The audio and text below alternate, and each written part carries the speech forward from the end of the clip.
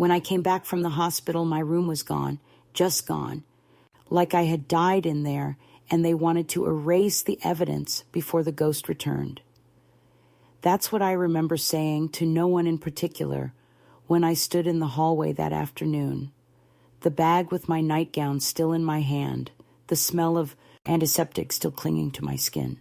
The house was quiet, unnaturally so, the kind of silence that isn't peace but absence.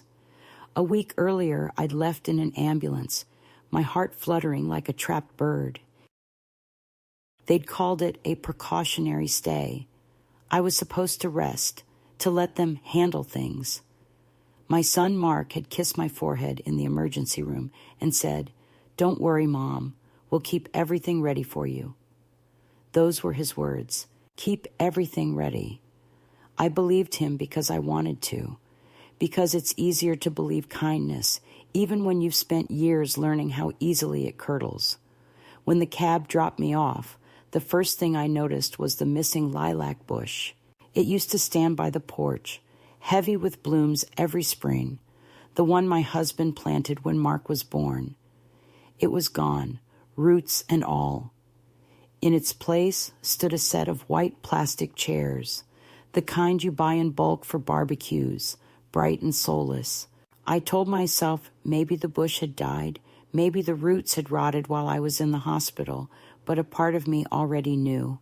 Nothing dies that conveniently.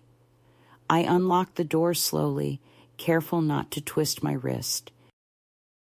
The hallway smelled different, synthetic, sharp, like a hotel lobby trying to impersonate cleanliness. The walls had been painted. My photographs, our wedding, Mark's graduation, the Christmas when my husband built that terrible birdhouse, were gone. In their place hung abstract prints, beige and silver, expensive and meaningless. I called out once, twice. No answer. The house echoed like it had swallowed its own voice.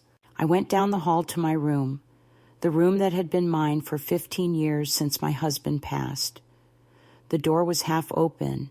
Inside, there was no bed, no dresser, no floral curtains that had faded from the morning sun. The carpet had been ripped up, replaced with a laminate floor that smelled of glue.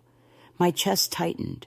In the corner where my sewing machine used to stand, a stack of cardboard boxes labeled donations leaned against the wall. One of them had my handwriting on the side, an old note from the move years ago. They hadn't even bothered to hide it. Footsteps came from the kitchen, light, quick, careful. "Oh, Mom, you're home already," said Karen, my daughter-in-law, appearing in the doorway with a folded towel in her hands, as if the towel were evidence of virtue. "We thought they'd keep you another night." I didn't answer at first. My eyes were on the corner of the room where a faint square on the wall marked the place where my mirror used to hang. "Where's my bed?" I asked quietly. She blinked, then smiled too widely. "Oh, right, about that. Mark thought it would be good to convert the room. You know, make better use of the space. Emma's been having nightmares upstairs, so we set her up here, on the ground floor, closer to us. Easier at night." Her words spilled out like water over ice, smooth and cold. "We moved your things to the laundry room for now. It's temporary, I promise." Temporary. The word sat in the air like a wasp. I looked past her into the hallway, where the door to the laundry room was half open. I could see a narrow cot through the crack, pressed against the wall beside the washing machine. My quilt, the one I'd made from scraps of my husband's old shirts, was folded neatly at the end, domesticated, contained. "You moved my things," I said, not accusing, just confirming. She nodded, relieved perhaps that I wasn't shouting. "We wanted you to be comfortable. The laundry room stays warm in winter." Warm, yes. Convenient, yes. Invisible, absolutely. Mark came in then, smelling of aftershave and confidence. "Mom," he said brightly, as though nothing were out of order, "you're looking good. Feeling better? I nodded slowly, studying his face. He'd grown older in ways I hadn't noticed. More lines around the mouth, less softness in the eyes. My room, I said again. He sighed. Come on, Mom, don't start. It's not a big deal. We needed to rearrange a few things, that's all. You've got a perfectly good setup there. And besides, you were saying you wanted less clutter. I don't remember ever saying that, but the tone in his voice, half patient, half warning, told me the conversation was already decided. I went to the laundry room. It smelled of detergent and humidity. The single bulb overhead cast a pale cone of light that made the corners look darker than they were. My clothes were stacked in plastic bins, my books in a laundry basket. Even the small wooden box that held my letters from my husband had been shoved under the ironing board. The absurdity was almost elegant in its cruelty. I sat on the cot, the metal frame creaking beneath me, and stared at the tiny window near the ceiling. Outside, I could see the underside of the porch, the shadows of people walking above me. I wasn't in a room anymore. I was in a basement of compromise. Dinner was ready an hour later. I joined them at the table because that's what mothers do. They appear when called, even when their hearts are still rearranging themselves around new absences. The meal was pleasant in that brittle way families manage when pretending everything is fine. Emma chattered about her new room, how Grandma's old space finally looks like a real girl's bedroom. Karen smiled at me, perhaps expecting approval. I nodded.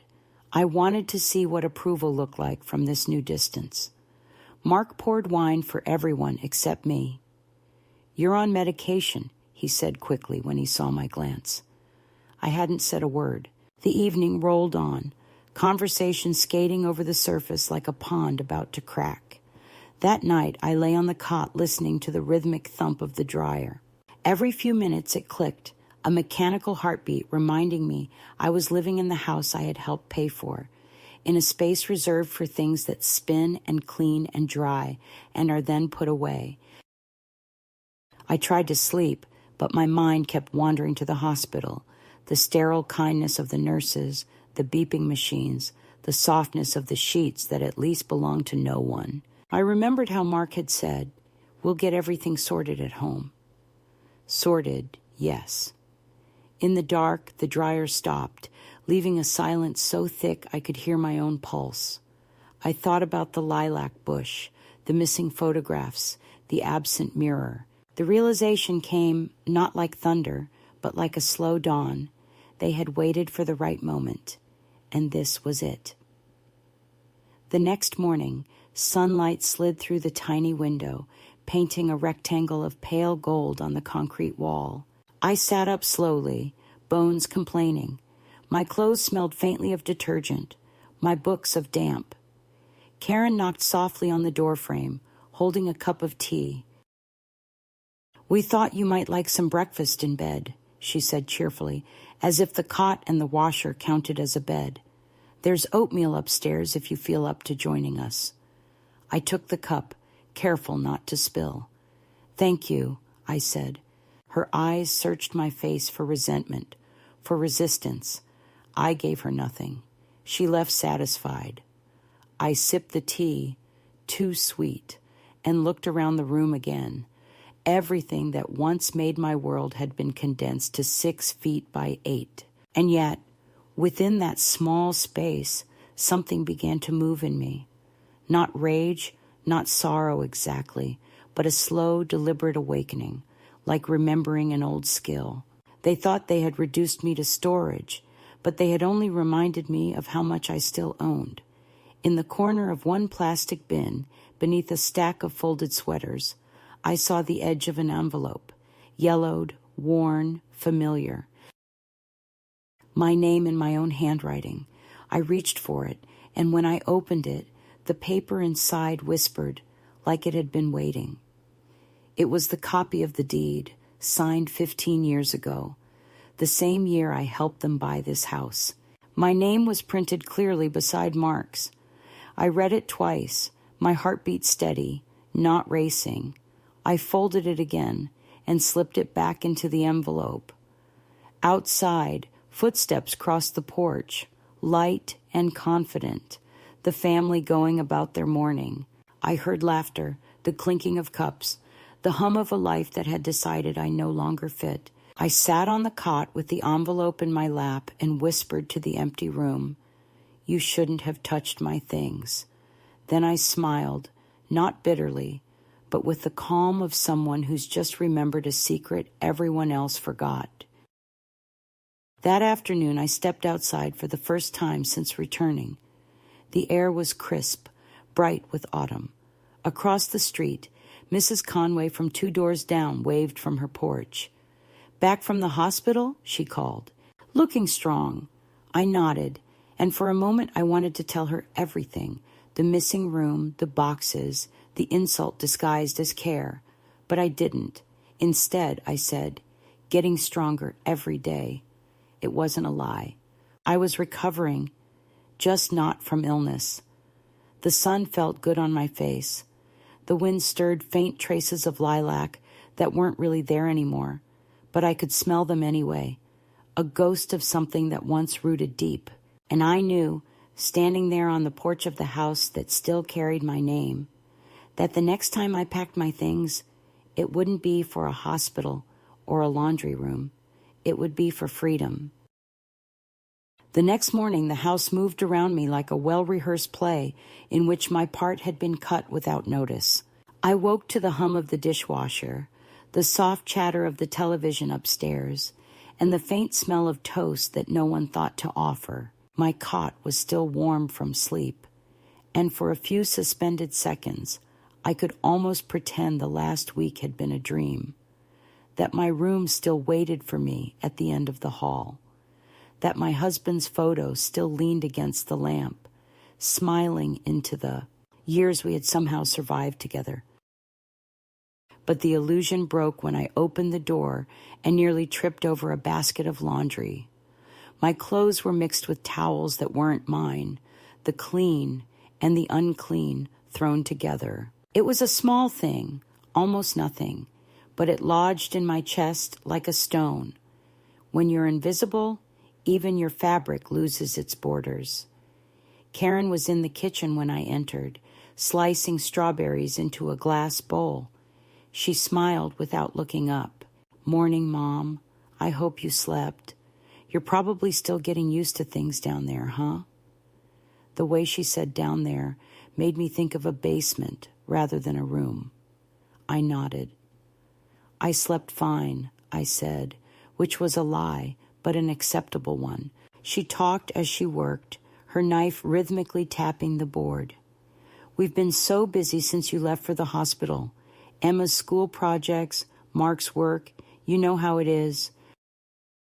Honestly, it was a good chance to do some reorganizing. I glanced at the counter where 3 cardboard boxes sat neatly taped shut. "Those mine?" I asked. "Some of it," she said lightly. "Old linens, papers, that sort of thing. Don't worry, I kept anything important."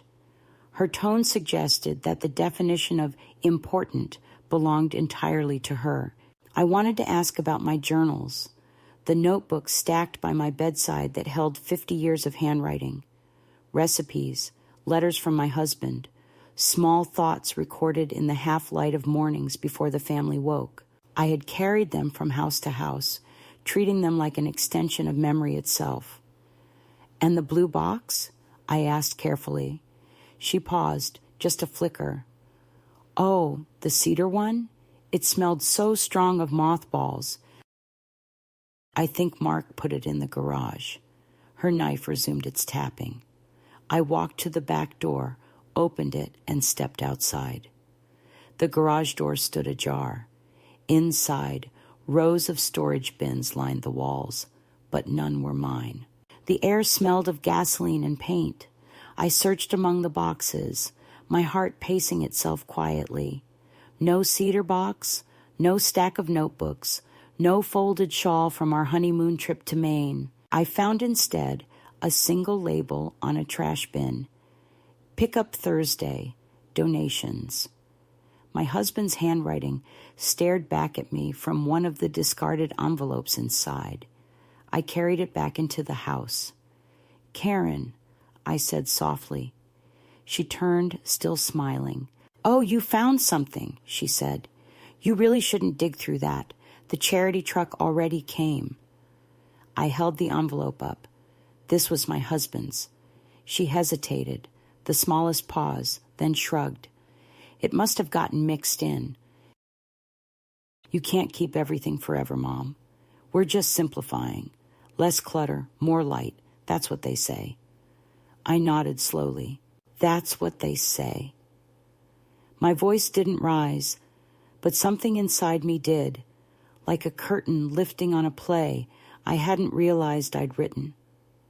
When Mark came home that evening, I tried once more. We sat at the table after dinner, the children gone upstairs. He scrolled through his phone, his face illuminated by the pale blue light of indifference. "Mark," I began. I couldn't find my journals. He didn't look up. "Mom, you probably just misplaced them when you packed your things." I folded my hands on the table. "I didn't pack. You did." That made him glance up only briefly. "Look, Karen and I went through everything. Most of that stuff was falling apart. You don't need to hang on to old paper. What matters is you're home now." Home. The word landed strangely, like an object dropped from a great height. I stared at him across the table, the boy who once refused to sleep without his toy fire truck, now a man confident enough to rewrite my history in front of me. "They weren't just paper," I said quietly. "They were my life." He sighed, long and theatrical. "Mom, you're overreacting. You've been through a lot. Let's not make a scene." That night, I couldn't eat. The oatmeal Karen insisted I try sat untouched on the tray beside the cot. I picked up one of the few remaining books I still had, a collection of poems I'd kept since college, but the pages wouldn't settle. My mind replayed every detail: the missing bush, the new floors, the vanishing objects, the language of simplification used like a blade. I began to understand the scale of what had happened. It wasn't about decoration or space. It was about narrative. They had rewritten the house to exclude me, edited me out as if I were a paragraph that made the story too long. The next day, a neighbor came by, Mrs. Conway again, holding a casserole dish. "I heard you had a scare," she said. "Mark mentioned you were resting downstairs." "Downstairs," she repeated, lowering her voice. "You poor thing. Must be cramped in there." I smiled politely. "It's fine," I said. "I like being close to the washing machine. Makes me feel useful." She laughed awkwardly and looked over her shoulder, as though afraid someone might see her sympathizing. When she left, I carried the dish into the kitchen. Karen was on the phone, speaking softly but urgently. "No, she's fine. Just a little confused. Doctor said it's common after minor strokes. Yes, I'll make sure she rests." When she saw me, her expression rearranged itself into concern. "Everything okay?" she asked sweetly. "You shouldn't tire yourself." I nodded and went back to my cot, my hands shaking, not from weakness, but from recognition. They were laying the groundwork. Confusion, forgetfulness, fragility, an entire narrative ready to be used if I resisted. Later that evening, as the house settled into its nighttime hum, I searched quietly through the laundry room cabinets. Behind a stack of towels, I found one of my old handbags. Inside, it was a small notebook, the kind I used for grocery lists. On the last page was a note from Mark, written years ago. "Thanks for helping with the down payment. I'll pay you back someday." The date was almost 15 years earlier. I read it twice, my breath even, my hands steady. I slipped the notebook under my pillow. The following morning, Mark and Karen sat me down at the kitchen table. There was coffee, polite smiles, the air of something rehearsed. "Mom," Mark began, "we've been thinking. You've had a rough year with your health. Maybe it's time to consider somewhere more suited, someplace with nurses, activities, people your age. You'd make friends, have more support. We'd visit all the time." Karen nodded eagerly, relief flickering in her eyes like someone offering a solution to a problem she didn't want to name. "It's not forever," she added, "just until you get your strength back." I looked at their faces, two people I had fed, housed, forgiven more times than I could count, and realized they truly believed this was kindness. Or maybe they needed to believe it so they could sleep at night. I smiled gently. "That's very thoughtful," I said, "but I'm stronger than I look." Karen reached for my hand across the table, the gesture carefully staged. "We just worry," she said. I turned my palm upward, revealing the faint scar from the fall that started all of this. "So do I whispered, "but not about the same things." That afternoon, while they were out running errands, I walked through the house one last time as a guest, noting every change, every piece of furniture that didn't belong to memory. The walls were immaculate, the air perfumed with artificial lavender. In the living room, a new framed print hung where my wedding photo used to be. A quote about minimalism written in gold cursive, "Less is more." I stared at it for a long time until the words blurred into nonsense. Then I turned and went to my cot. I sat down and took out the notebook with Mark's old message, the one thanking me for the down payment. I opened my purse and slid the house deed beside it, aligning the dates in my mind, watching how neatly they fit together. It was then, in that quiet room full of detergent and loss, that I stopped being a guest and became something else entirely. I wasn't sure yet what form it would take, anger, strategy, or simply survival, but I knew that whatever they had erased, I would redraw. The paper they had dismissed as clutter would become evidence, and the woman they had underestimated would become the author of the ending. As the dryer started again above me, spinning and spinning, I realized it sounded almost like applause. Not loud, not triumphant, but steady, rhythmic, patient, the sound of something beginning to turn. They called it settling in, as if I were a parcel delivered to the wrong address that only needed a new label. And for a few days, I let their language sit on my shoulders like an itchy shawl while the house adjusted itself around me, narrowing doors. I used to walk through without thinking, training lights to flick on before I reached them so I would not forget where I was allowed to be, and teaching everyone the choreography of stepping past me with a smile that never met the eyes. I began to understand that the laundry room was not a temporary solution, but a trial arrangement to see how small they could make me without breaking anything obvious, because bruises on dignity do not show up in photographs, and if the bruises don't show, then perhaps they never happened at all. The first week became a lesson in permissions disguised as kindness. Karen began to plate my meals before I reached the table so I would not strain myself with heavy dishes. Mark took my house key for safekeeping because the new lock sometimes didn't like old keys. The thermostat acquired a lockbox to keep the kids from fiddling, and my morning walk around the block, which I had done for years with a steady gait and a hello for Mrs. Conway's dog suddenly required a chaperone in the form of an app on my phone that chirped every few minutes because the location services had been turned on by someone who assured me it was for emergencies only.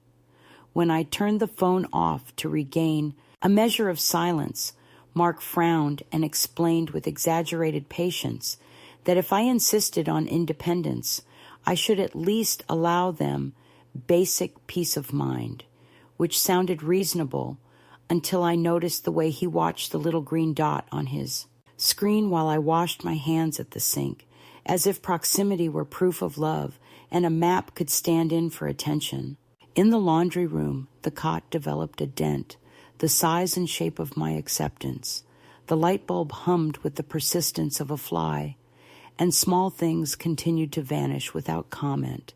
The wool cardigan with suede elbows that smelled faintly of cedar after so many winters, the tin of buttons I had collected over a lifetime of mending, the brooch in the shape of a swallow my husband bought from a street market when we were still capable of getting lost together on purpose.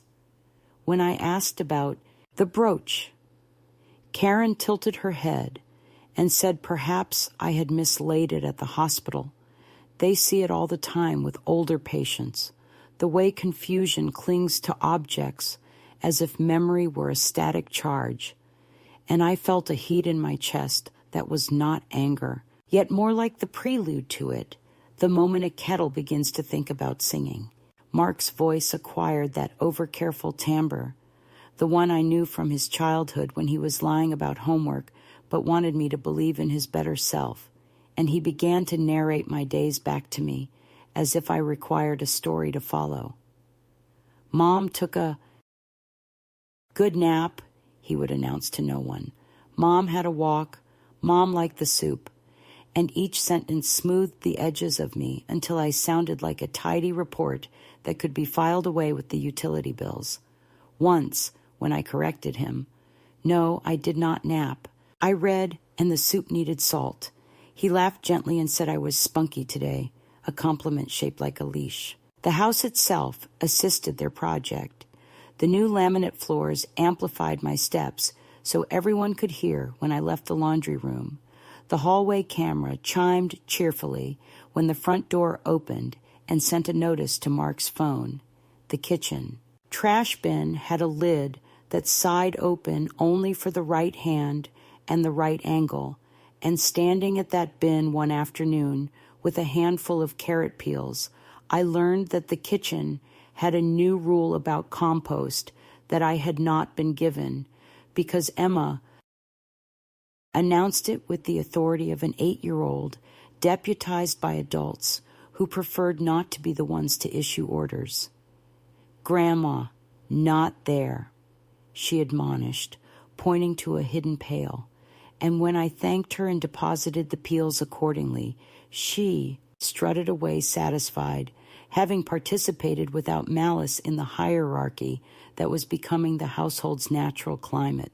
My mail began to arrive opened, not maliciously torn, but carefully slit and resealed, with a thin strip of invisible tape so neat it took 2 days to notice. And when I mentioned it, Mark explained that he had set up paperless billing while I was in the hospital because you always said you hate clutter, though what I had said years earlier was that I hated debt. One evening, a letter from the bank appeared on the kitchen counter, addressed to me but positioned under a magnet, so everyone could pretend it belonged to the kitchen and not to me. And when I slid it free, Karen said brightly that she had already taken care of the online portal because password management was too much at my age, and I smiled in a way that revealed none of what I was counting, which was not dollars yet, but instances. The number of steps between my cot and the back door, the minutes it took for the camera chime to bring Mark into the hall, the seconds between my speaking and their translating me into someone agreeable to them. On Thursday, a social worker called, her voice warm and efficient, and asked how I was settling in post-discharge because the hospital had flagged me for follow-up, and I listened closely as she read from a note that said, "Patient reports occasional confusion at home." a phrase no nurse had ever applied to me in the hospital. And when I asked who had provided that detail, there was a pause, then the soft shuffle of boundaries closing. She could not say.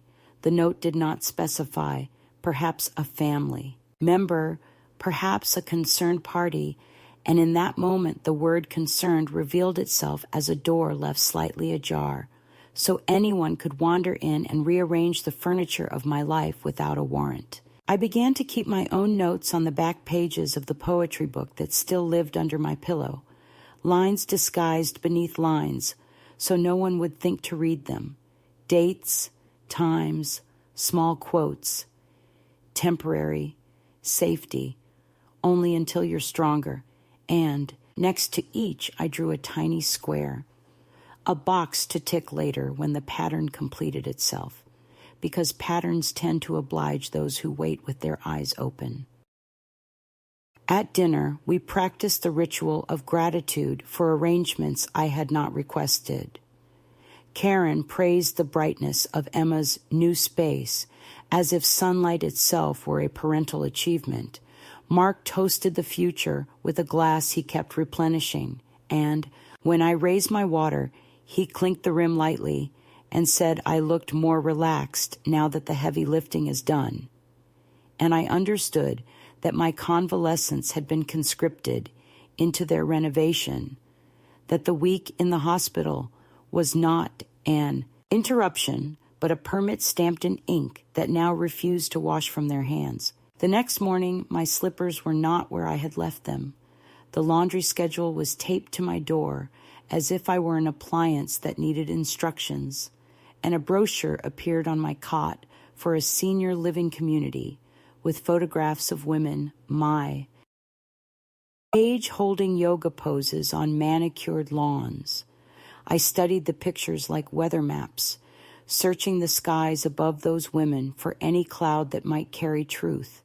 And finding none, I folded the brochure into a long, narrow strip and used it as a bookmark for a poem about thresholds, because there is a particular dignity in repurposing what seeks to repurpose you. When I asked Mark whether my cedar box had turned up in the garage after all, he said, too quickly, that the charity truck had taken almost everything on the list because he had been ruthless for our own good. And when I reminded him the box was not his to be ruthless with, he softened his mouth into an apology that ended where his convenience began, promising to check, promising to look into it, promising in the way people do when the thing promised has already been decided in another room. That night, I lay awake listening to the dryer's drum turn with the stubborn rhythm of an old argument and counted the rotations until they approximated the number of nights I had spent in this house, believing I was more than a useful echo. On Sunday, Karen's sister came for brunch, and after admiring Emma's grown-up room, she stood in the hallway and asked casually where I was sleeping now, and Karen answered before I could, calling the laundry room cozy, a word that fits small. Space is like a glove, fits a hand that intends to keep you from reaching. And I watched the sister's eyes travel to the door beside the washing machine, and then away with the prim courtesy of someone who has been taught that it is rude to look at a cage for too long. Later, when the dishes were piled and I was told to rest because we've got it, I understood that fatigue was the currency they preferred me to spend, that tired women are easier to guide into gratitude, and so I conserved my energy the way a fox conserves footfalls in snow, stepping where the ground will hold, and leaving as little trace as possible until it is time to run. A tiny ledger formed inside me, a private accounting of compromises charged to my name. While on the surface, I accepted an extra pillow. I accepted a seat placed at the corner of the table where I could be both included and out of the way. I accepted Mark's suggestion that he accompany me to my doctor to help with details.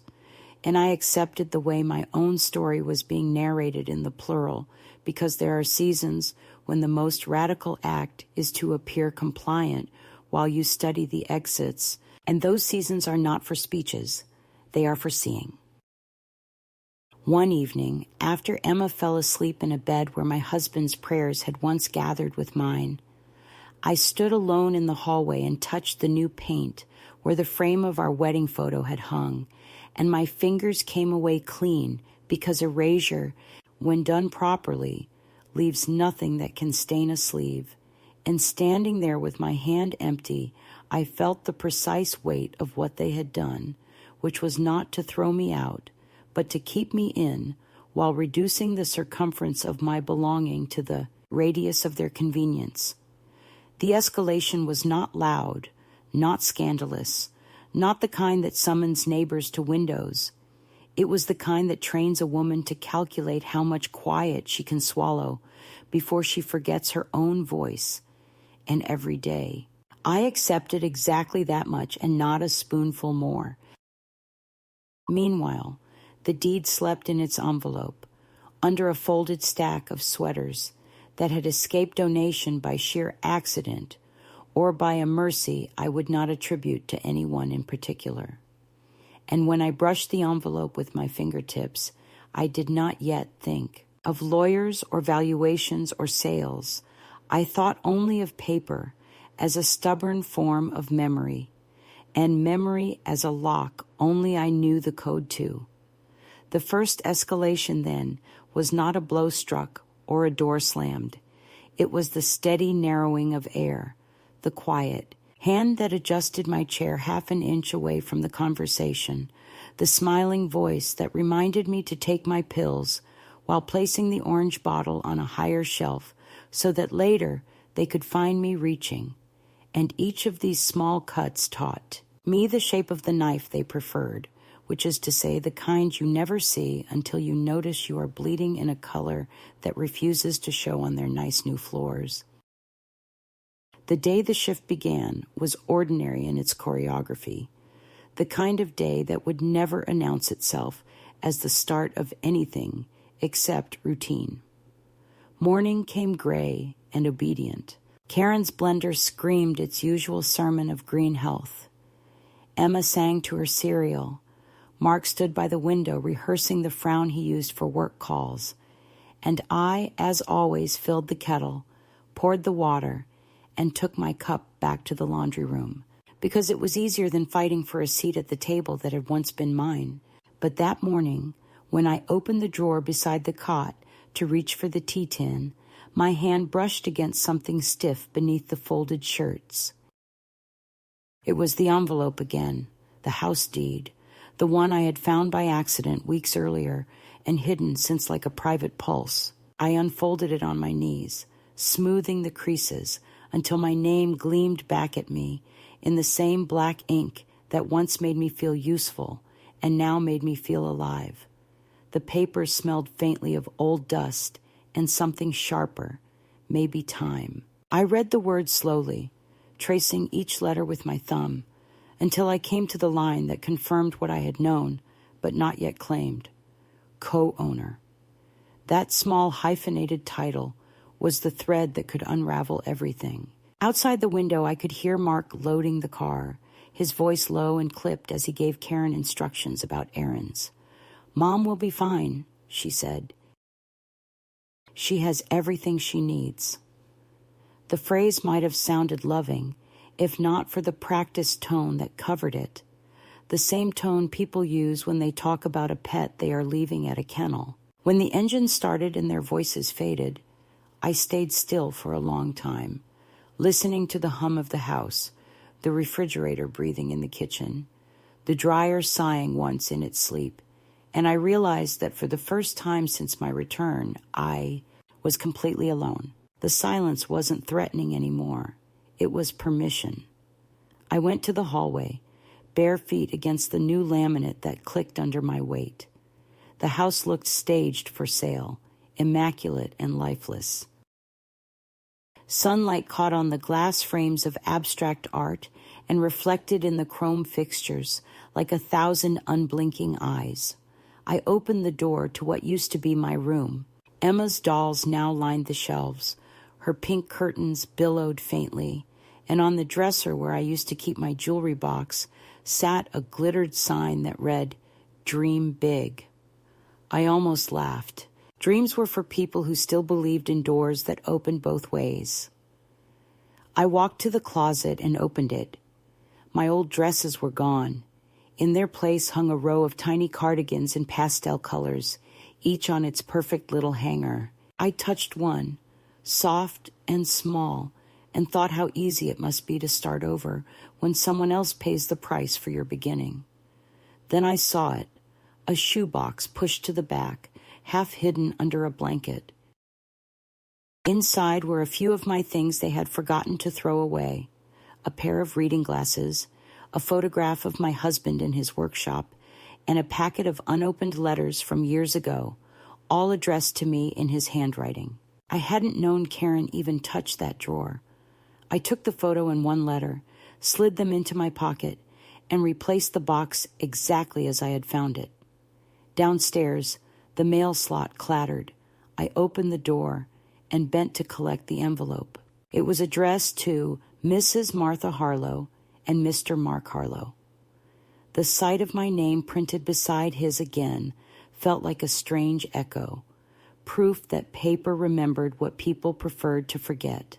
It was a bank statement confirming the mortgage payment drawn automatically from the joint account, the one I had funded years ago with the last of my savings from the clinic. They had left my name there for convenience, not realizing that convenience is another word for power when you know where to look. I made myself another cup of tea, the good kind I kept hidden behind the detergent, and sat at the small folding table in the laundry room. My mind was calm, not vengeful, not yet. What I felt was arithmetic, the kind of quiet calculation that comes when the heart stops pleading for fairness and begins to plan for balance. I thought of the conversations that would follow if I spoke up, the false concern that would thicken the air, the meetings about my well-being. I saw the social worker's clipboard, the polite signatures, the stories they would tell about the frail old woman who had lost touch with reality. They would use words like dignity and care and safety while building walls around me taller than the house itself. No, this would require a different language entirely, one that didn't sound like protest, but like procedure. That afternoon, I took the bus downtown. It had been years since I'd done something as simple as stepping onto public transport alone. The driver didn't even glance at me, and I was absurdly grateful for that. The city moved outside the window in a blur of late autumn gold and soft gray. I got off near the courthouse, not because I needed to go inside, but because across the street stood the bank where Mark and I had opened the mortgage account 15 years ago. The building looked smaller now, like most things do when you stop needing them. Inside, the air was conditioned to a polite chill. The teller, a young man with a neat beard, greeted me with the automatic cheer of someone trained to handle fragile people. "Good morning, ma'am. How can I help you?" I smiled back, steady. "I'd like to check on a joint account," I said. "My son handles the online access, but I believe my name is still listed." He asked for identification, and when I handed him my card, he typed for a moment, his fingers quick over the keyboard. Then he looked up with mild surprise. "Yes, ma'am, it is. You're the primary holder." The words landed like a small door clicking open somewhere in my chest. Primary holder, not secondary, not dependent. I thanked him, withdrew a small amount of cash just to prove the point, and left. Outside, the wind had shifted. The sky was clearing. I stopped at a cafe on the corner, a place I hadn't visited since my husband was alive. The same owner was there, older, softer, but his eyes still kind. He didn't recognize me, which was a relief. I ordered coffee, sat near the window, and opened the letter I'd taken from Emma's closet. It was from 1991, written in my husband's slanted script. If you ever feel small in this world, remember you built half of it with your own hands. I read it 3 times. People think love fades after death, but it doesn't. It condenses, becomes potent, like an old perfume that lingers long after the bottle breaks. By the time I finished the cup, the decision had already taken shape, quiet and practical. I wasn't going to confront them, not yet. I would simply start retrieving what was mine, space, voice, and the paper that proved both. When I returned home, Karen was in the driveway, unloading groceries. "Where did you go?" she asked, her voice a little too sharp, a little too bright. "Just out," I said. I needed some air.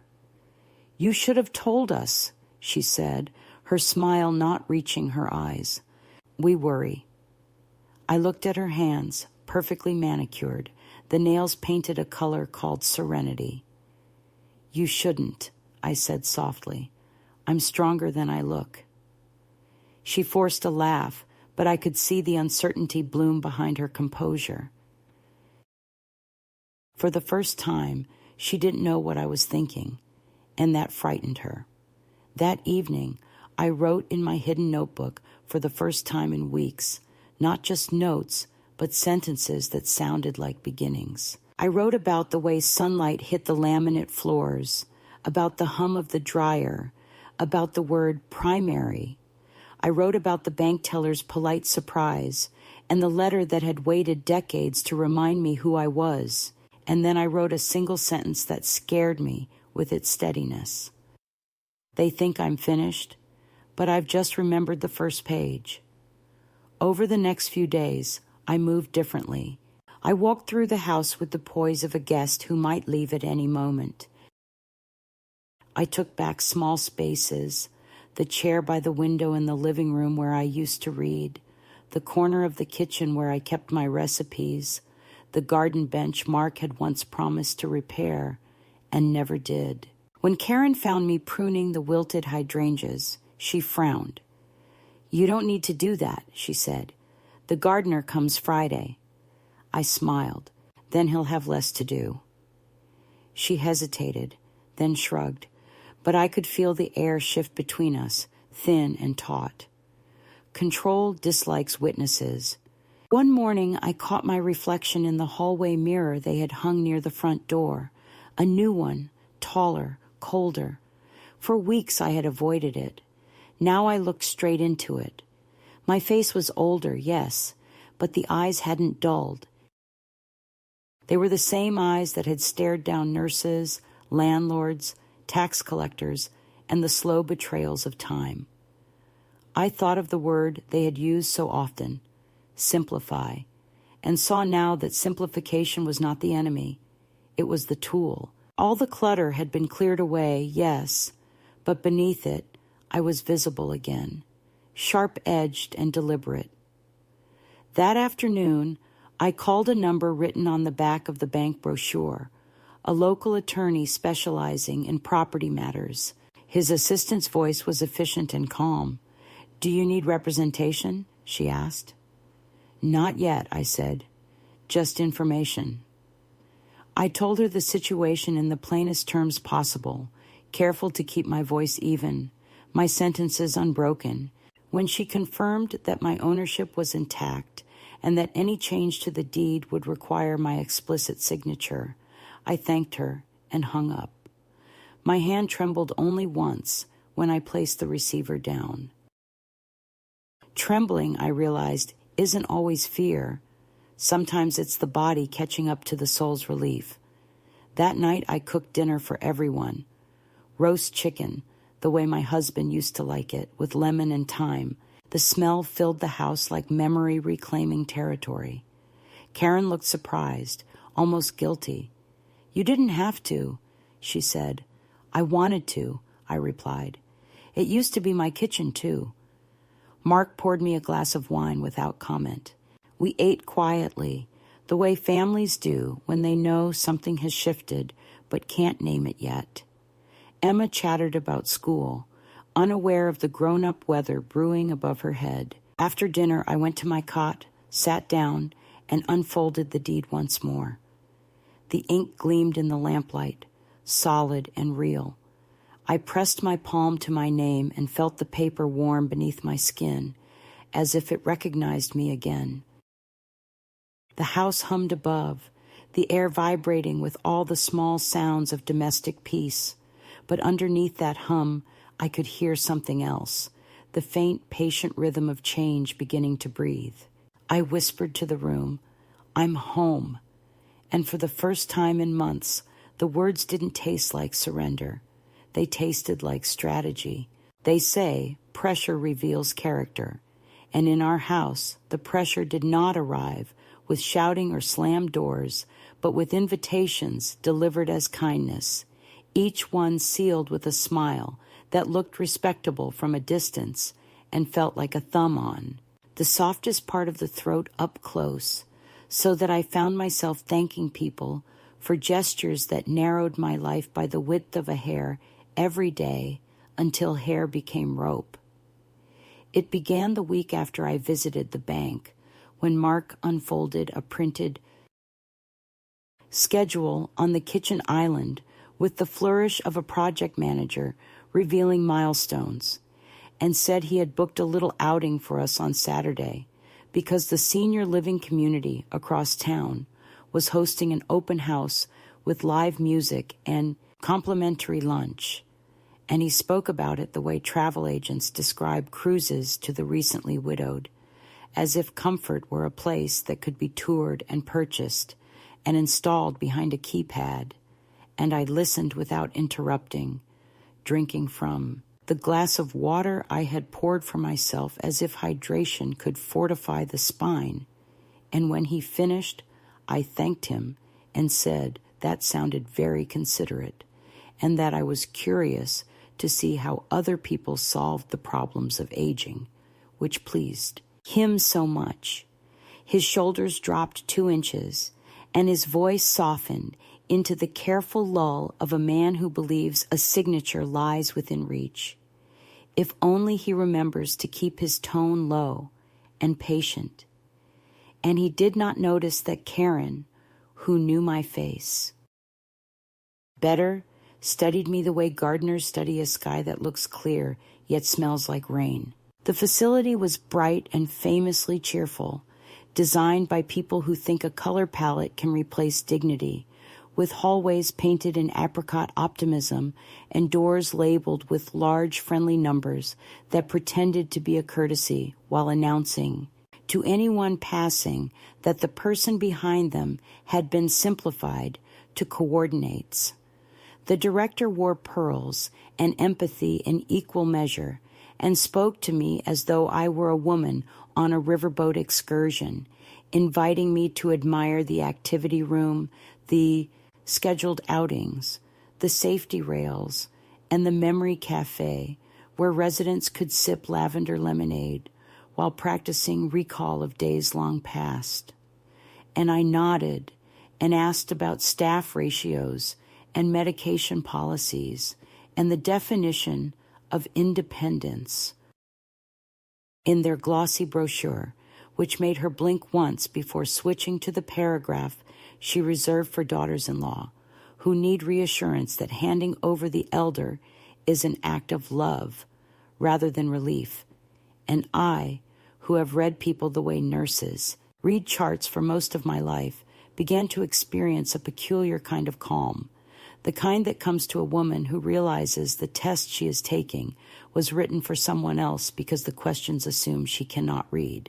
Karen cooed over a studio apartment with a kitchenette the size of a childhood play set and said brightly that it would be cozy in winter, while Mark asked practical questions about deposits and wait lists, which told me he had already moved farther along this road in his head than his smile confessed, and when the director offered me a pen with the facility's name and a clipboard of non-binding interest forms, I took both, weighted them in my palm, and said I wouldn't sign anything without my attorney's review, a sentence I released into the room like a polite bird that nevertheless startled everyone with the size of its wingspan, and for a moment silence unspooled between us, thin and taut, before the director recovered and said of course, take your time. We always encourage families to make decisions together, though the way she glanced at Mark told me she had calibrated which half of together mattered to her office. On the drive home, the weather turned pearly and undecided, and Karen filled the car with talk about the garden walkways and the fitness classes, and how fun it would be for me to have people my age to chat with, so that she might free her voice from the strain of being pleasant to a person she had reduced to a function, while Mark hummed in agreement and asked if I had liked the lemon bars from the buffet. And I said the lemon bars were fine, but the handrail by the south staircase was loose, which made him blink and grip the wheel with a touch more force. And I let the observation sit between us like a friendly fact that did not intend to be ignored. That evening he brought up safety in the living room after dinner, circling the word like a plane that cannot risk landing, and floated the idea of a short trial stay to see how I liked it. And I poured myself tea with both hands steady and said that sounded like a generous experiment for some other woman, and he winced the way men wince when jokes fail, and called me spirited to conceal that he meant stubborn. And Karen, who had learned diplomacy from a mother that taught her mercy is a performance, leaned forward and promised that no one would force me to do anything, which was true in the limited way a promise is true when the speaker intends to arrange the conditions so that the choice becomes invisible. 2 days later, the social worker returned my call from weeks earlier.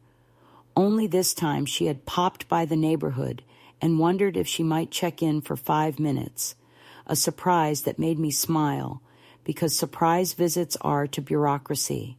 What confession is to religion? A tool of routine revelation.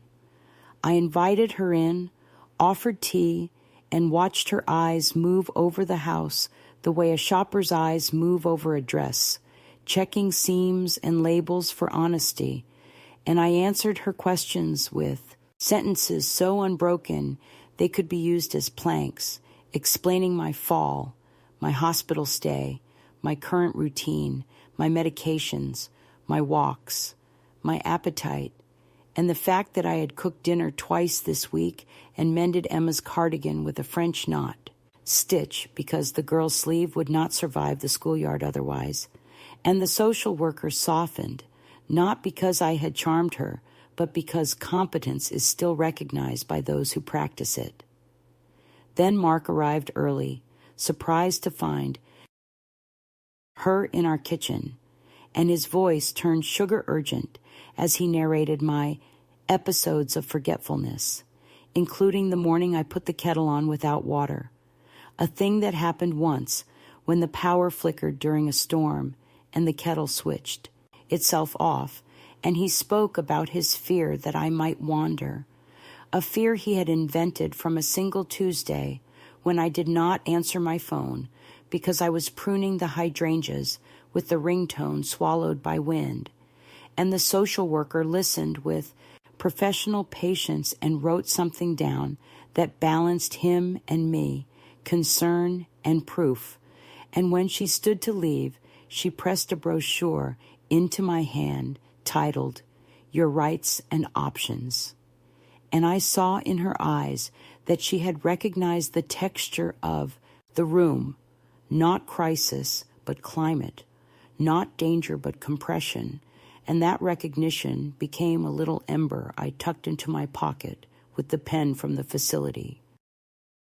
The next morning, my bank called to confirm a security check, a polite phrase for the discovery that someone had attempted to reset my online access, and I thanked the representative for catching the request and asked her to note on my account that no changes were authorized without my in-person signature and a password only I knew. And after I hung up, I walked into the kitchen, where Karen was assembling a smoothie the color of envy, and told her in the same voice I once used to request cooperation from small boys with pockets full of frogs, that my financial matters were my own, and that any future assistance would be requested rather than presumed. And her face performed 3 expressions in 1 second: surprise, offense, and the quick math of calculation, before she selected mild offense and said she had only wanted to help because the digital world was tricky for older folks. And I agreed that it could be tricky for anyone who substitutes convenience for consent. That afternoon, a letter arrived from a law office I did not know, introducing a Mr. Levin, who advised families in transition and offering a complimentary consultation to discuss estate planning and continuity of care. And it took less than a minute to realize that Mark had made an appointment in my name, so I called the number, thanked the receptionist for her thoughtfulness, and canceled, adding in my notes that continuity is just another word for keeping the same people in charge. Evenings elongated that week, as if time itself wanted to witness whether I would hold the boundary I had drawn in pencil on the air. And after Emma went to bed, Mark began drifting into the laundry room with the casualness of a man wandering through his own narrative, opening with compliments about the roast chicken or questions about whether I needed anything, steering slowly as conversation does when it looks for a harbor, and then landing at the same place. Worry, logistics, the future, the suggestion that I might enjoy a few weeks in a place where people would look after everything. And each time I thanked him for caring and said I would consider it when I needed it, which was not now. Twice I heard Karen on the phone in the next room lowering her voice while speaking to her mother, using the crisp diction of someone presenting a case at a board meeting.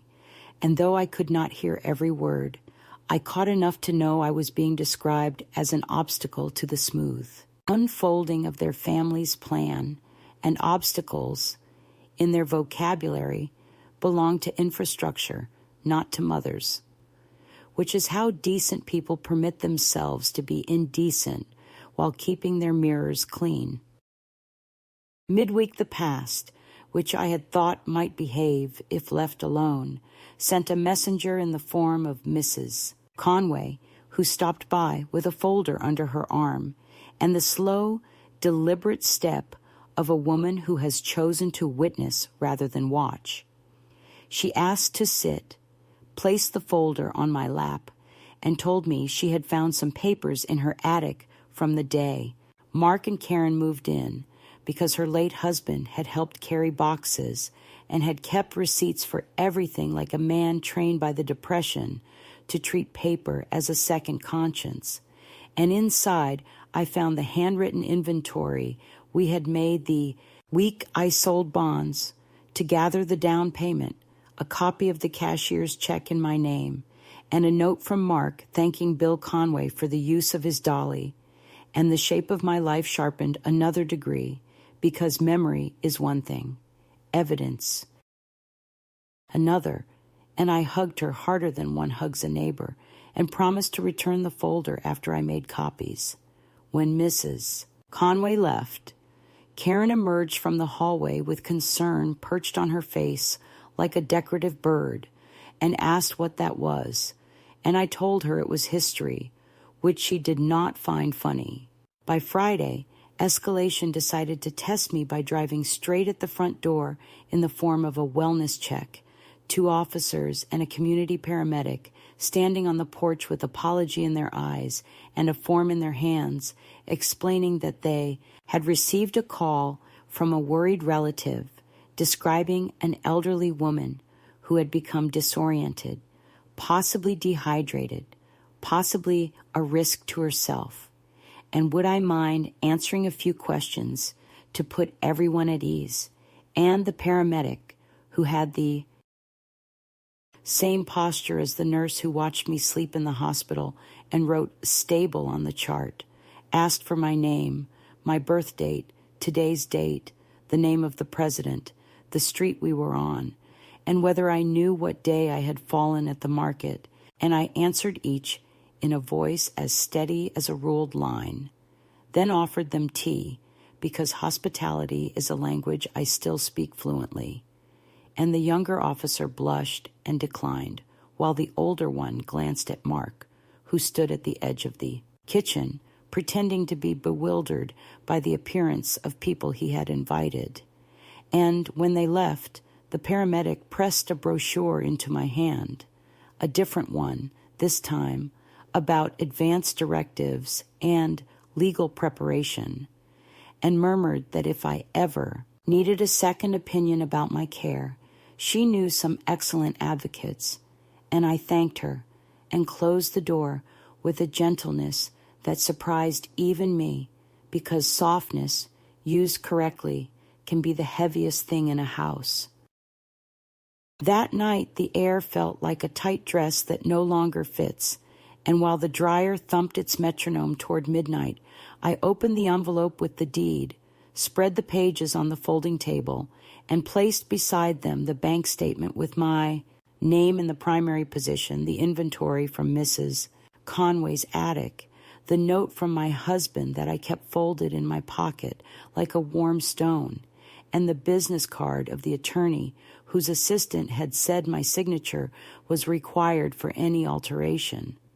I arranged them slowly until the papers formed a small country where I could breathe without asking, and then I practiced aloud the sentences I would use if language became a courtroom again.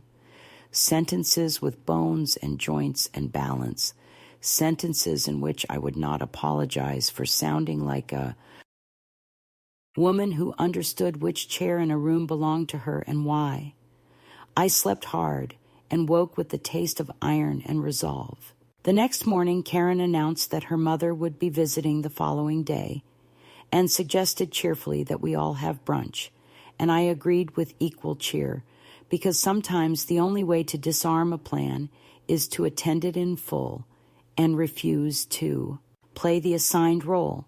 And I went to the market alone, moving through aisles with the slow satisfaction of someone choosing ingredients for a meal whose aroma would remind a house who had taught it to eat well. At the register, I paid in cash, the crisp bills making a sound I hadn't heard in a long time. And on the way out, I stopped at the copy shop and made 3 sets of everything in my little country of paper, placing 1 set in my handbag, 1 in a sealed envelope labeled with my attorney's name, and 1 addressed to myself at Mrs. Conway's house, because redundancy is not paranoia when you have witnessed other people's appetite for your life. I returned to find Mark in the yard with a tape measure, pacing the patio as if calculating how many chairs would be needed to accommodate an audience for my compliance. And when he asked where I'd been, I told him I had been to the place where the lemon bars are better, which he did not understand, and that was fine. Sunday arrived with a wry sun and the sound of Karen rearranging serving platters, and her mother swept in, wearing a scarf the color of winter money and a smile that had never once been deployed without purpose, and she kissed the air near my cheek and told me I looked sprightly, a word chosen by women who prefer their elders jaunty and soundless, and I welcomed her, offered coffee, and watched mother and daughter share a look of mutual expectation that felt like the lifting of a certain curtain. Brunch unfolded in the careful rhythm of performance, with compliments to the renovation, inquiries about Emma's school, and a sudden pivot, as neat as a dancer's turn, to the topic of long-term plans, at which point Karen's mother produced from her handbag a glossy folder labeled Harmony Transitions, and began explaining the way a licensed geriatric planner could coordinate resources to ensure comfort and continuity. And I listened as I might listen to a sermon on a subject I do not believe in, nodding at intervals and asking for clarification on billing practices and conflict of interest. And when she suggested that sometimes elders don't realize how helpful professional guidance can be, I smiled with my lips, but not my eyes, and told her that sometimes professionals don't realize how helpful it is to recognize a client when she is seated at the table and the briefest shadow crossed her face before she recovered and patted my hand with the softness of a person who wears gloves when she drives. In the afternoon, after the dishes had been rinsed and the house sighed with the relief of performed civility, Mark asked if we could talk privately and led me to the old den, now a tasteful room with an abstract rug that could not hide the memory of a threadbare carpet beneath, and he stood with his hands in his pockets and, with a sincerity that might have made another woman cry, said he was afraid, said he was overwhelmed, said he had made mistakes but that his heart was in the right place. And I believed every word except the one that asked me to step aside while he corrected his errors with the same tools that built them. He mentioned the bank in a careful tone, said he had noticed a withdrawal and worried about scams targeting seniors, and I thanked him for his vigilance and said I would always welcome his advice when I asked for it. And he flushed, then tried to be smaller, then could not help himself, and grew large again, talking about the house and its complexities, and how financially it would be easier to manage if things were streamlined, which was the first time he had said aloud what hovered in the air like a smell since the day I came home from the hospital. And when he suggested that perhaps we should update the deed to reflect the current reality, I looked at him the way a lighthouse looks at fog and said the current reality was that his mother held the pen. That night, long after Emma's sleepy laugh had dissolved into the dark and Karen's bracelets had stopped chiming, I sat at the folding table and wrote one sentence on the back of my husband's letter. If they tighten the circle, I will widen the map. And the sentence sat there like a small bridge thrown across water, and I understood the second escalation had done its work, testing every beam in the house of me, and the beams had held. In the days that followed, the phone rang with advocates and planners and just checking invoices. Brochures multiplied. Neighbors asked careful questions and pretended not to understand the answers. Systems tightened their friendliness until it squeaked. But I moved through it all with the deliberation of a woman who has stopped asking permission from weather. And when I slept, I dreamed not of rooms taken from me, but of keys, dozens of them, bright and labeled, resting in my open palm. And I woke with the taste of metal and lemon on my tongue, and knew the sourness would be the start of something clean. It happened on a Thursday that smelled faintly of rain and detergent, a day without particular promise or menace, the kind of day that in my old life would have been spent ironing sheets or reading in the garden, yet by evening it would rearrange. Everything I had left to lose and everything I still owned. I woke before dawn, the laundry room dim and humming with the low static of the dryer Mark had forgotten to switch off. My knees ached, my hands were stiff, but my mind felt bright, sharpened by the friction of the last weeks. I boiled water for tea, folded my sweater, and laid out the papers on the folding table as neatly as a nurse preparing instruments for surgery. There was the deed with my name bold and unambiguous, the bank statement confirming the account still under my control, the letter from my husband, the receipts from Mrs. Conway's attic, and a new document, the letter my attorney had drafted after our brief meeting on Monday, concise and devastating in its calm. a formal notice of my intent to sell my ownership share of the property should any unauthorized modifications to the title be attempted. He had called it leverage. I called it my pulse returning. The house was still asleep when I dressed and left, closing the door softly behind me. The morning air was cool, the sky the color of unpolished silver. At the bank, I met with the notary my attorney had recommended, a woman about my age with hair like steel wool and eyes that missed nothing.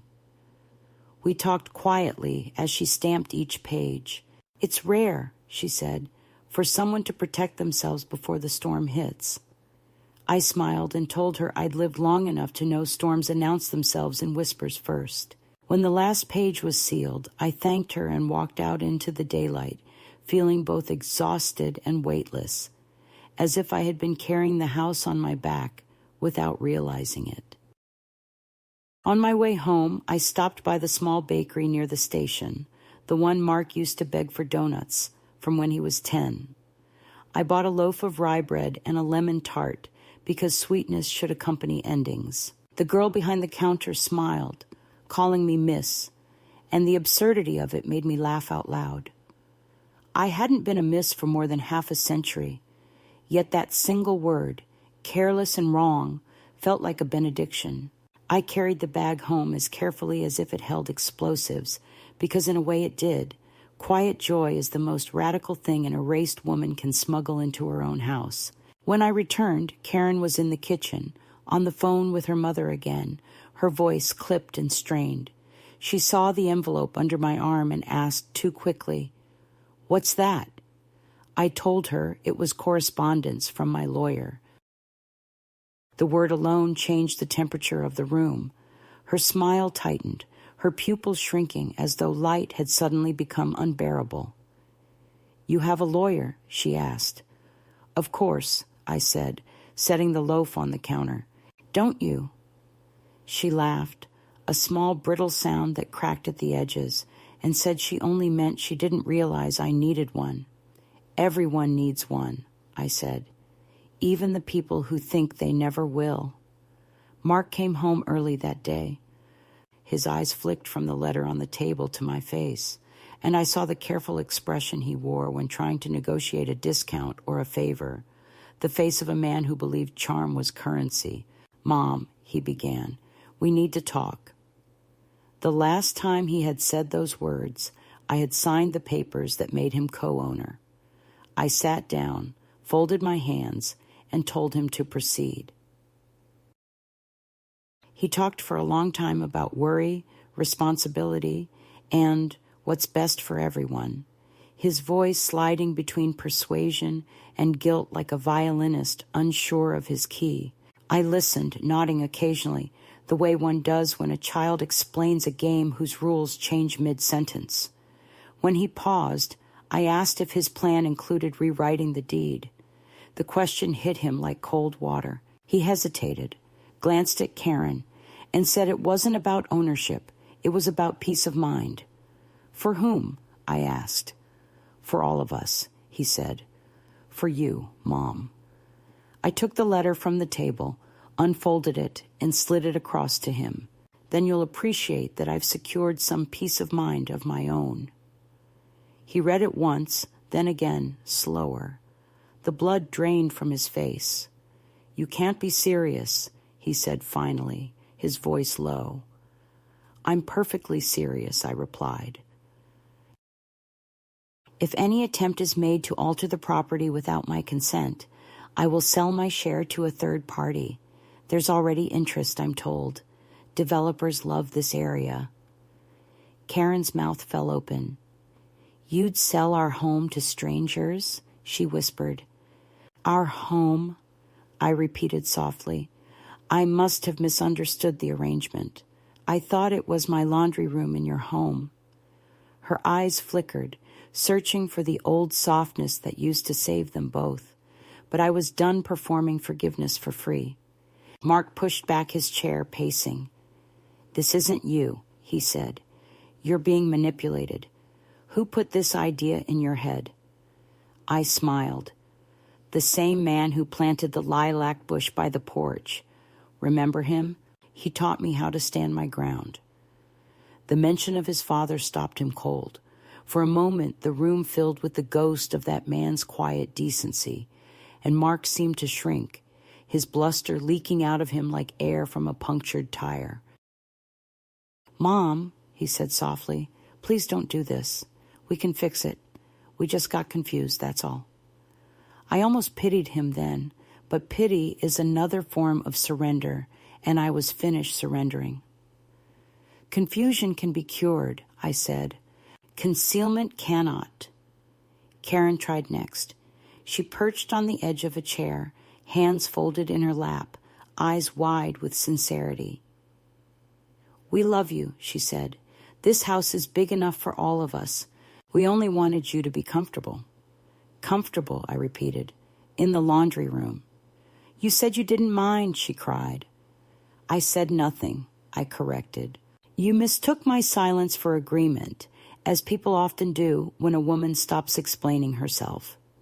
Her lip trembled, whether from guilt or fear, I couldn't tell. I handed her the second envelope, the copy addressed to my attorney. "I'm giving you both a choice," I said. "Either you buy my share of the house at market value, or I sell it to someone else. I've already had it appraised." Karen made a small sound, like a gasp swallowed before it could escape. Mark stared at me as if I had spoken in tongues. "You wouldn't," he said. "I would," I said quietly, "and I will, unless you decide to behave like adults instead of heirs." Silence poured into the room, like water into a sinking ship. Emma's laughter floated from upstairs, oblivious and perfect. Karen began to cry, softly, carefully, the way women cry when they still hope tears can undo facts. Mark sat down heavily, head in his hands. For a long moment, none of us spoke. Then I stood. "I'll give you a week," I said. "After that, I make arrangements.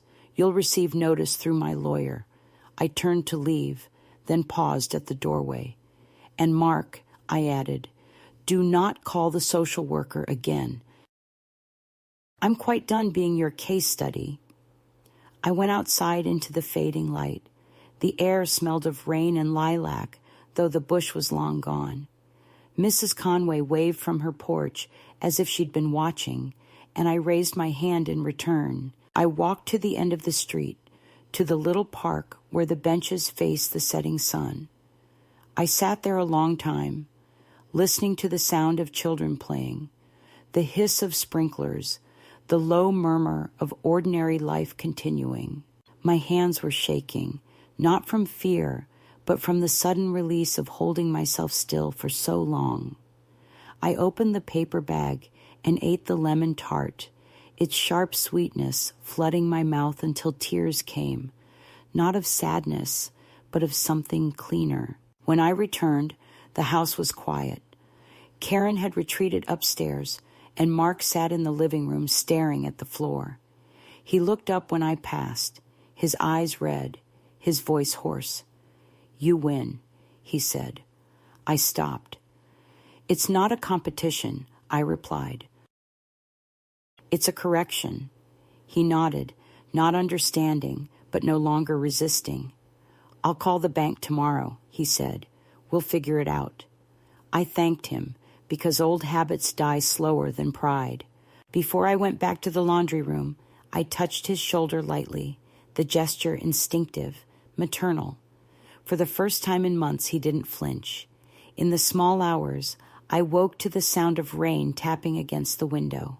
I got up, opened the door, and stepped into the hallway. The air was cool and damp, filled with the clean smell that follows a storm. I walked to Emma's room, the one that had been mine, and looked in. She was asleep, her small hand curled around the stuffed bear that used to belong to Mark. I felt no bitterness, only a distant tenderness, as if watching a stranger's dream. I closed the door softly. Back in the laundry room, I gathered the papers once more, stacking them neatly.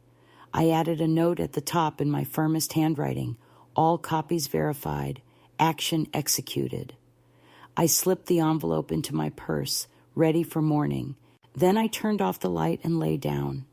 The dryer ticked as it cooled, sounding almost like applause. I thought of my husband, of the garden we planted, of the years I had spent mistaking endurance for love. I thought of the word home and how it had changed shape so many times, yet always ended up in the same place, inside me. When I finally drifted into sleep, I dreamed of the lilac bush blooming again, its roots deep and stubborn, breaking through the concrete to reach the light. The week that followed moved like slow water, clear but unstoppable. And in that stillness, I discovered a strange kind of peace, the kind that doesn't arrive with forgiveness, but with precision, as if every moment had been measured to fit exactly where it belonged. Mark kept his promise. I heard him on the phone with the bank, his tone subdued and careful, the voice of a man learning the difference between ownership and possession. Karen avoided me at first, her footsteps soft and distant, as though she believed silence could rewrite memory. But life, like any house, resists rearrangement beyond its structure, and by the third day she began to hover near me again, asking if I needed anything, if I'd like to join her for coffee, if I wanted to watch one of those series she loved about. People who renovate old homes, a kind of comedy the universe must have scripted just for us. I said yes to the coffee, no to the series, and we sat at the kitchen table facing the window that looked out onto the patch of earth where the lilac once stood. The rain had coaxed green shoots from the soil, tiny but defiant. "Something's growing again," I said. She followed my gaze and smiled weakly, murmuring that perhaps it was weeds. "Maybe," I replied.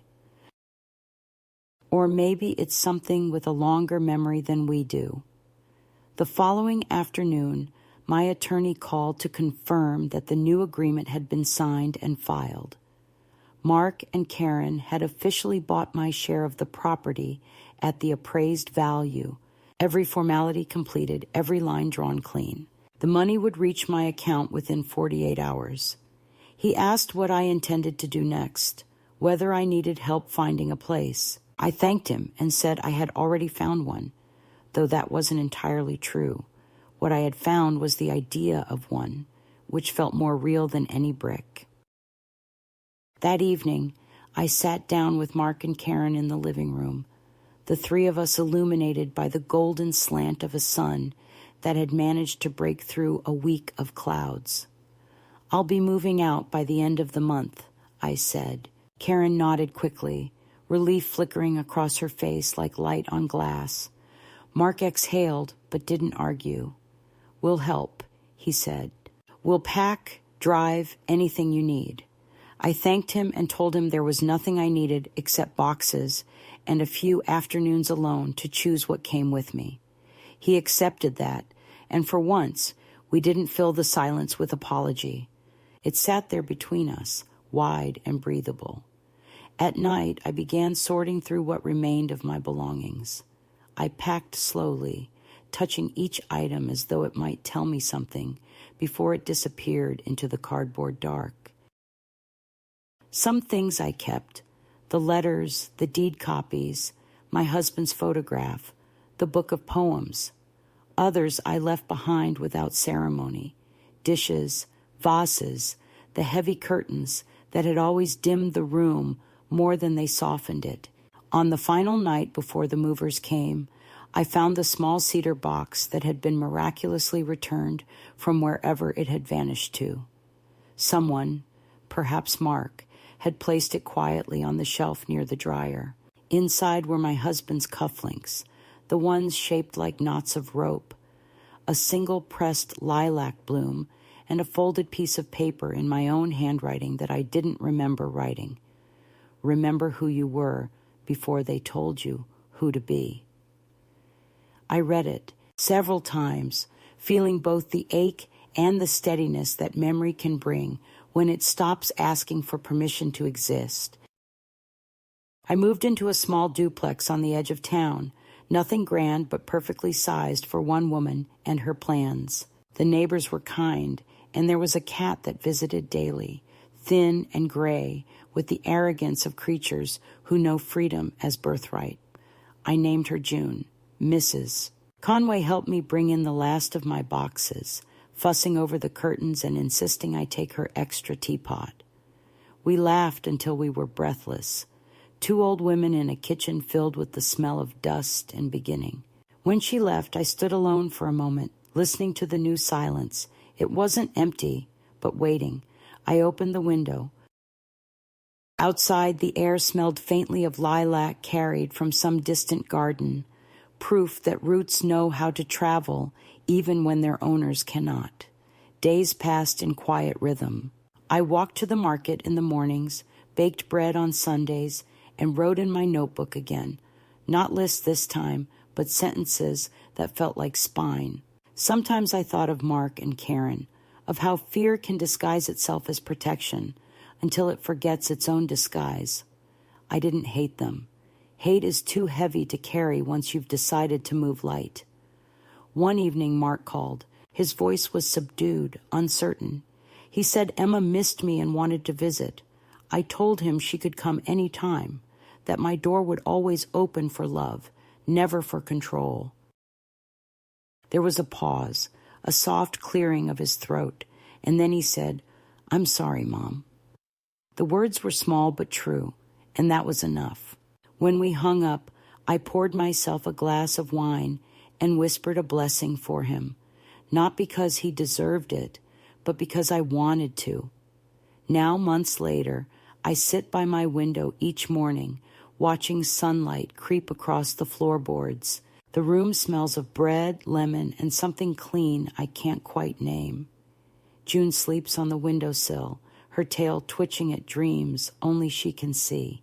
Sometimes I imagine the house I left behind, the bright walls, the laminate floors, the perfect quiet, and I wonder if they ever notice how still it has become without me. Maybe they planted something where the lilac once stood. Maybe it grows. Maybe it refuses. Maybe it simply waits. But I don't need to know. The point of survival isn't to witness the ruins, but to keep building elsewhere. If another woman were sitting across from me now, the kind who has begun to disappear in her own home, I would tell her this: you are not an old photograph waiting to fade. You are the negative still holding the image, ready to be developed again. I would tell her that silence is a tool, not a tomb, and that one day she will hear her own voice the way thunder hears itself after the storm breaks. I would tell her that no one is invisible once they decide to see themselves. And perhaps I would pour her tea, place my hand over hers, and say the only sentence that ever mattered after all of it: they may take your room, but never your place.